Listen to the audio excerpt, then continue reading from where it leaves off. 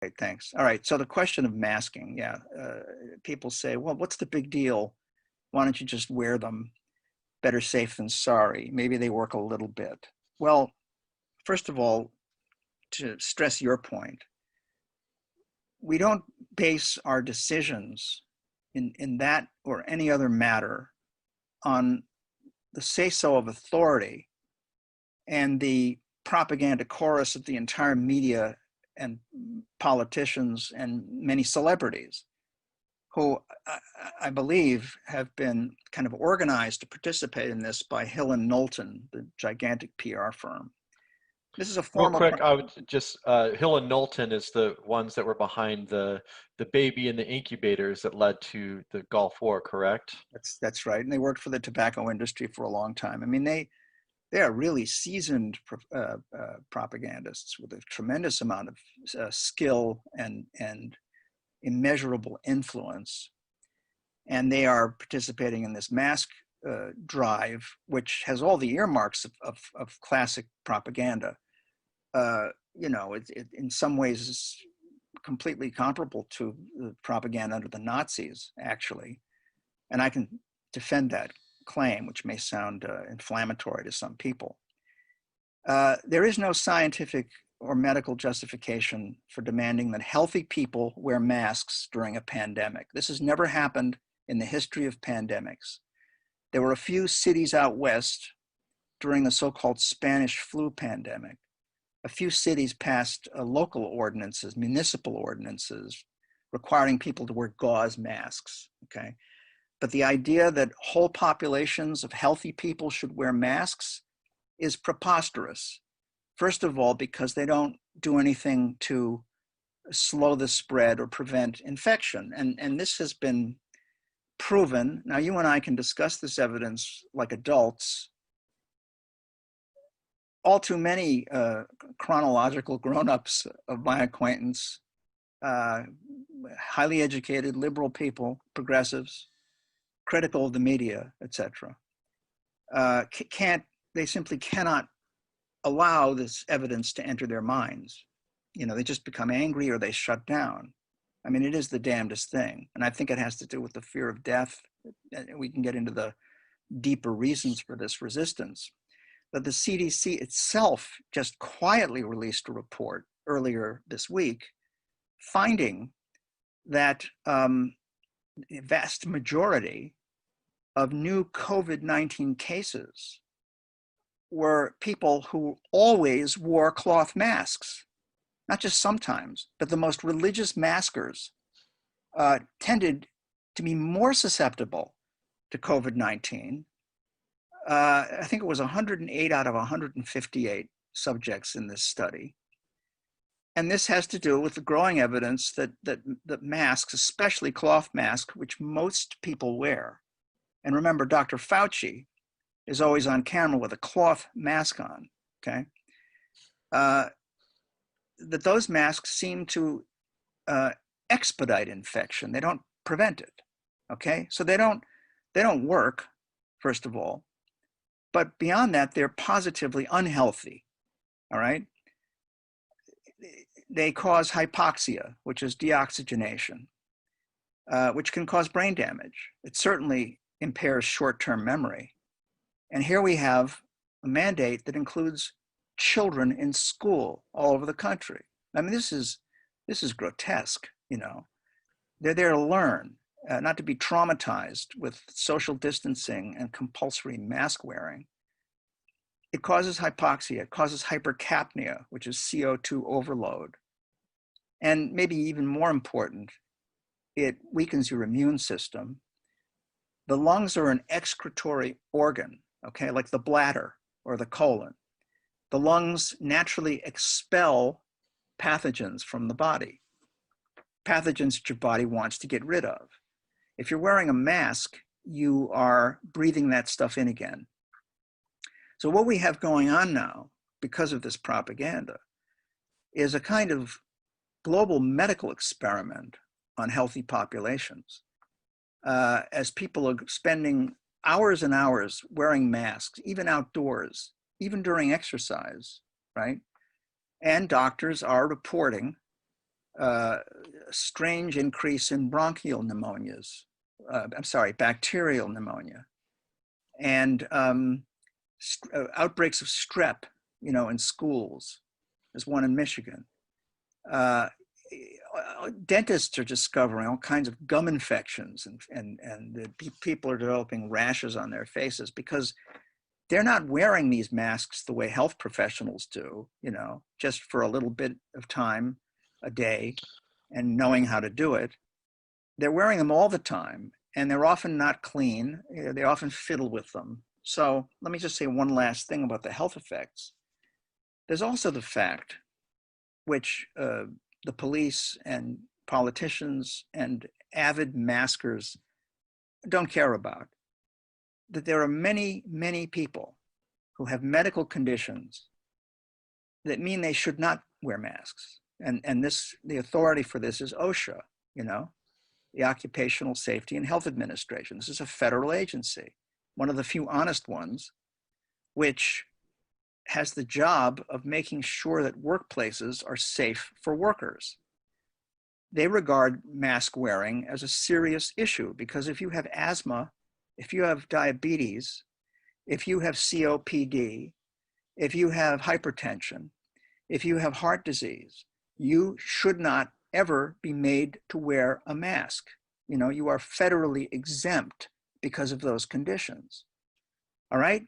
So how do these governors and mayors and Dr. Fauci and the rest of them, the World Health Organization, how is it that they all demand that everybody wear masks? That even children over the age of 2, as in many states, wear masks? This is not just ill-advised. This is downright perverse. I mean, this is so perverse that it really makes a rational person wonder if they're not trying to get people, make people sick, if they're not trying to do that. The same is the case with this big push to get people to get flu shots in advance of the second wave.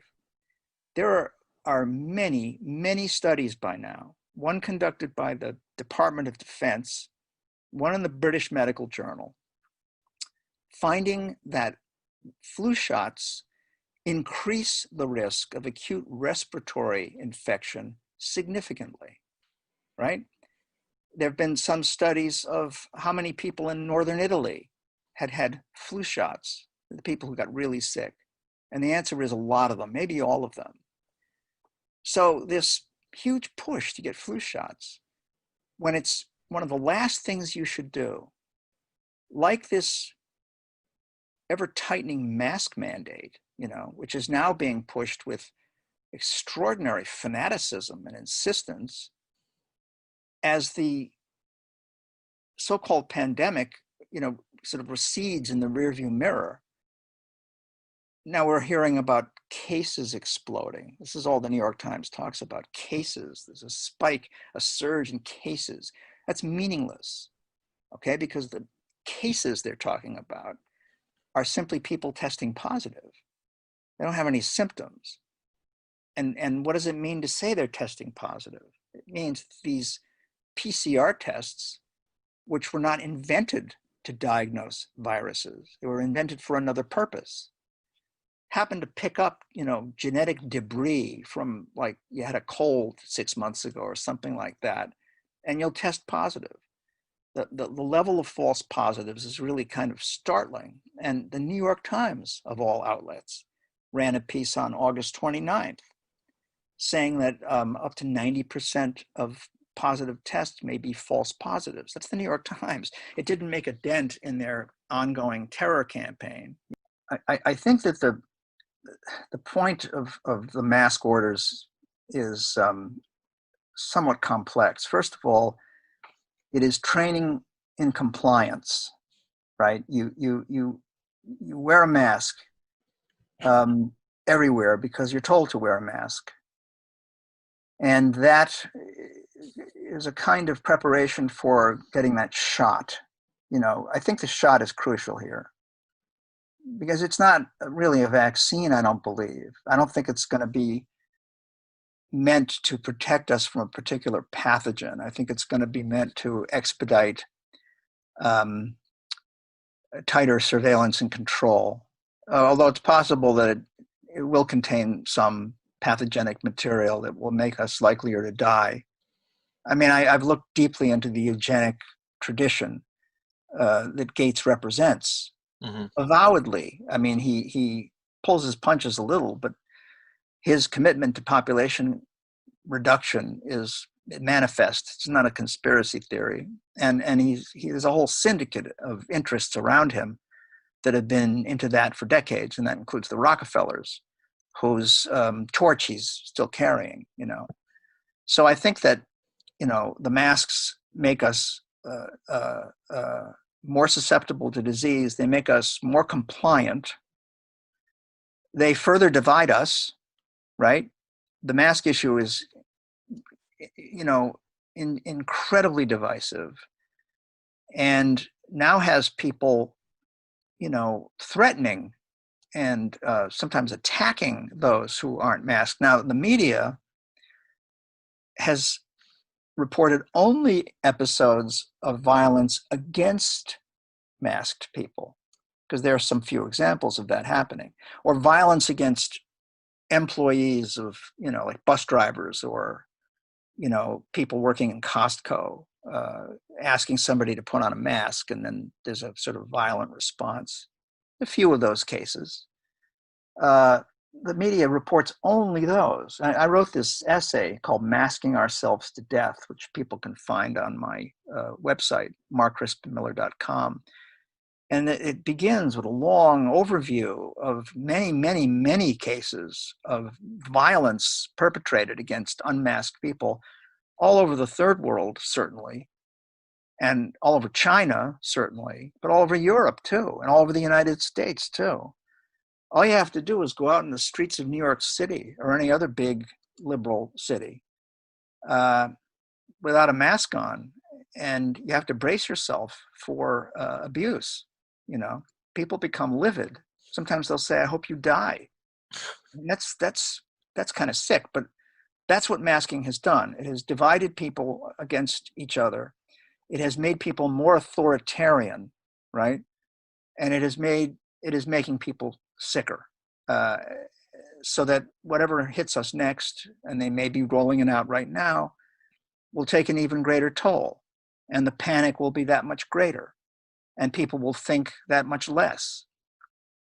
This is a perilous moment, in the history of democracy, certainly, but in the history of humanity, because we now have a global propaganda movement, or I should say we have a global plutocratic movement to seize all the wealth and all the power, reduce the size of the population radically, and to leave a remnant who are docile and obedient to care for the likes of Gates and Bezos and the Rockefellers and others. Ted Turner, who's a rabid eugenicist. Bloomberg. Bloomberg. These people who have huge estates, tons of land. Marx got it wrong, okay? I hate to speak heretically of his thinking, but, capitalism doesn't necessarily evolve into socialism, or it does, but it's a kind of socialism that the plutocrats really like. Andrew Carnegie called himself a socialist. They like that kind of tight control. They like that elimination of competition. They like that, okay? I don't think Marx ever imagined the possibility of a tiny global elite becoming so fabulously wealthy and powerful that they could actually engineer a move to neo-feudalism. That's what we're witnessing now. At a certain point, it's not about the market anymore. At a certain point, it's about the final push for total power. So that I think that a full understanding of this moment and what we're facing depends less on understanding Marx than on really understanding 1984, that novel, and other similar dystopian novels of the 20th century.